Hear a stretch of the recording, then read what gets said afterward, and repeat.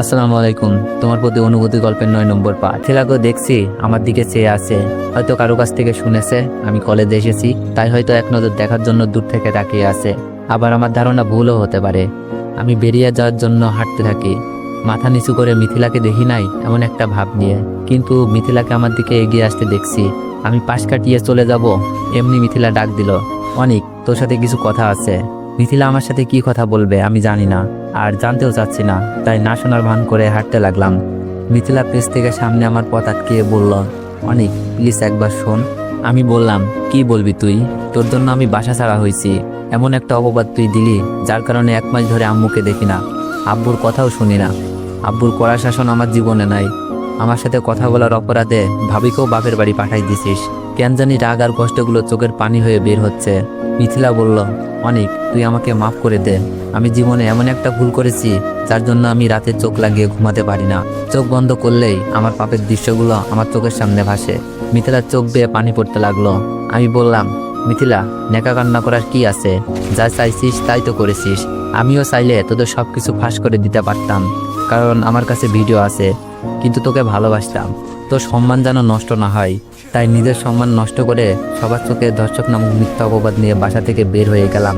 কিন্তু একটা দুঃখ কি জানিস, ভাবিকেও বাসা থেকে বের করে দিয়েছে। ভালো থাকিস।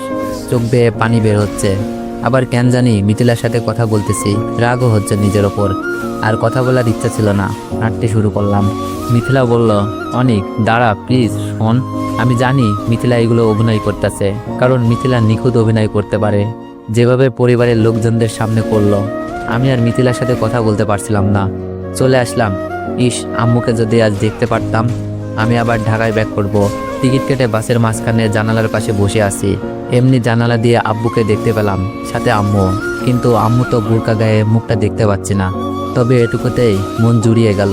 আব্বুকে আগের মতো হাসি খুশি দেখতে পাচ্ছি না, কেমন জানি মন মারা হয়ে আছে। আম্মু হয়তো একই অবস্থা, কিন্তু সবচেয়ে আশ্চর্য বিষয় হলো ভাবিকেও দেখতে পাচ্ছি, ভাইয়াও পাশে।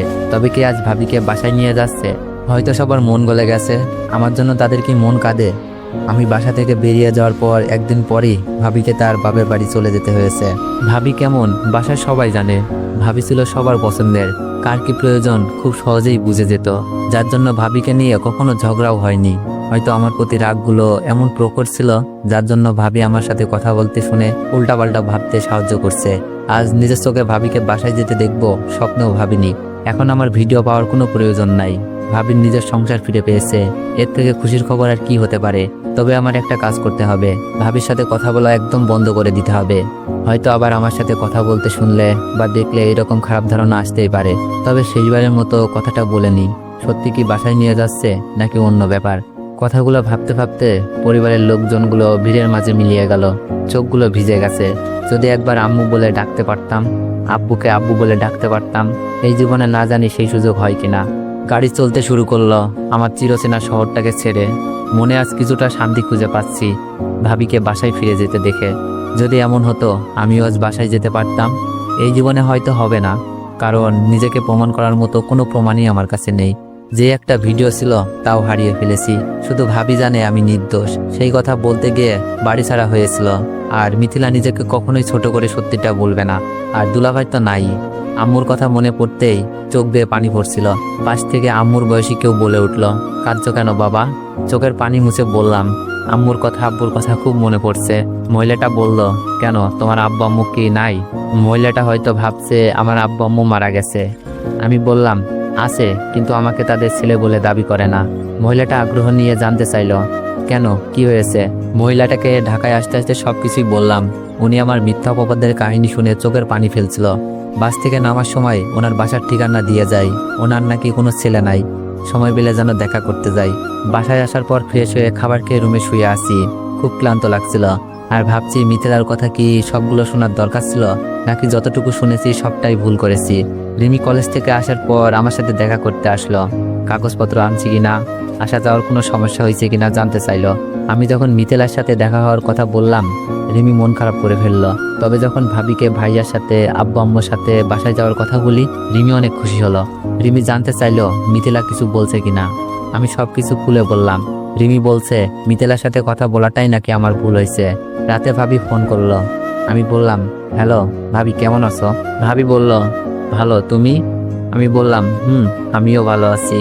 অনেক, আজ তোমার ভাইয়া আর আব্বু আম্মু আমাকে বাসায় নিয়ে এসেছে। ভাবির কথা শুনে মন ভরে গেল। তাহলে ধারণা সত্যিই ছিল। আমি বললাম, তাই নাকি? কিন্তু এতদিন পরে নিতে আসলো? ভাবি বলল, ওরা বলেছে তোমার উপর রাগ করে নাকি আমার সাথে এমন করেছে। তোমার সাথে এই পরিবার কেউ যোগাযোগ করুক, এটা নাকি তারা কেউ চাচ্ছে না। ভাবির কথা শুনে মনটা আবার খারাপ হয়ে গেল। তার মানে আমার প্রতি তাদের কোনো মায়া হয় না। চোখ মুছে বললাম, ও আচ্ছা ভাবি, তাতে কোনো সমস্যা নাই। তুমি বাসায় ফিরে গেছো, এতেই আমি খুশি। ভাবি বলল, আমি তোমাকে বাসায় ফিরিয়ে আনার সব চেষ্টা করে যাব, দেখবা আমি জয়ী হবই। আমি বললাম, দরকার নাই ভাবি, আমি শুধু তোমাকে বাসায় ফিরিয়ে দেওয়ার জন্য ভিডিওর প্রমাণ খুঁজছিলাম। আজ আমার আর কোনো কিছুরই দরকার নাই, তোমরা ভালো থেকো। বলেই ফোনটা রেখে দিলাম। সাথে সাথে সিমটা খুলে ফেলি, যেন ভাবির সাথে আর কোনো যোগাযোগ না হয়। ভাবি তার সংসার নিয়ে ভালো থাকুক, আমি ফিরে যাওয়ার চিন্তা করি না। করলে হয়তো ওই দিনই ভিডিওটা দেখিয়ে দিতাম। তখন যেমন মিথিলার ভালো চেয়েছি, আজও চাই মিথিলার সম্মান নিয়ে বেঁচে থাকুক। আর যদি পাপের পরিমাণ বেশি হয়ে যায়, তার শাস্তি মিথিলার নিজ থেকেই পাবে। আমি যখন মিথিলার ভালো চেয়ে বাসা থেকে চলে এসেছিলাম, এখন স্বার্থপর হতে পারবো না। আর আমার কাছে এখন নির্দোষ হওয়ার প্রমাণও নাই। পরের দিন রিমির সাথে গিয়ে কলেজে ভর্তি হয়ে যাই। রিমি বিজ্ঞান বিভাগ আর আমি মানবিকে, তাই ক্লাসগুলো ভিন্ন। শুধু কলেজে যাওয়ার আসার সময় দেখা হতো, মাঝখানে বিরতি। ক্লাসে প্রথম দিন আমার পরিচয় দিতে হলো শিক্ষকদের কাছে। সবকিছু ঠিকঠাক বলি, শুধু মামার বাসায় থেকে পড়ালেখা করব এটাই মিথ্যা বলেছি। এভাবে চলতে থাকে আমার দিন। অফিসের কাজ বুঝতে পারি না, তাই কাজ করা বন্ধ রাখতে বলেছেন আঙ্কেল। আমি ভাবছি, এই মানুষগুলো এত স্বাধীন হয় কি করে? আঙ্কেল নিজের খরচে আমার পড়ালেখা চালানোর সিদ্ধান্ত নিলেন। আর যখন ইনকাম করব তখন পুষিয়ে দিতে বললেন। আজ বাসার সাথে যোগাযোগ নেই 1 বছর। জানি না কে কোন অবস্থায় আছে, তবে আমি খুব ভালো আছি। শুধু ভালো নেই আমার মনটা শুধু আম্মুটার জন্য কাঁদে, দেখতে মন চাই। এখন আমি আঙ্কেলের অফিসে কাজ করি, নিজের সম্মান রক্ষার্থে। রিমির সাথে দিন দিন প্রেমের সম্পর্ক হয়ে গেছে। আমি প্রকাশ না করলেও রিমি খুব ভালোভাবেই প্রকাশ করে ফেলেছে। কলেজের সবাই জানে আমাদের মধ্যে প্রেম, যার কারণে কোনো মেয়ে ভাব নিতে আসে না। আর ভুল করেও কেউ আসলে রিমির তো অত্যাচার আছেই। তবে রিমি ছাড়াও কলেজে আমার আর একটা মেয়ে ফ্রেন্ড আছে, নাম আশা। আশা হলো রিমির ওই ফ্রেন্ড। আমার সাথে দেখা করাতে নিয়ে এসেছিল সেই মেয়েটা। আশার ভাইয়া নাকি বিয়ে করছে, তাই ইনভাইট করলো। আজ নাকি সেখানে যেতে হবে আমাকে আর রিমিকে। কি আর করার, বিয়েতে গেলাম। কিন্তু কোনের বাড়ি গিয়ে আমি পা ফেলার জায়গা পাচ্ছি না, কারণ আশার ভাইয়ার সাথে সুমি আপুর ননদের বিয়ে, মানে দুলা ভাইয়ের বোনের বিয়ে। আর আমি আজ সেখানেই। তো এভরিওয়ান, নেক্সট পার্ট চাইলে একটু বেশি বেশি কমেন্ট করুন আর একটু বেশি বেশি কপি লিঙ্ক করে দিয়েন। ধন্যবাদ।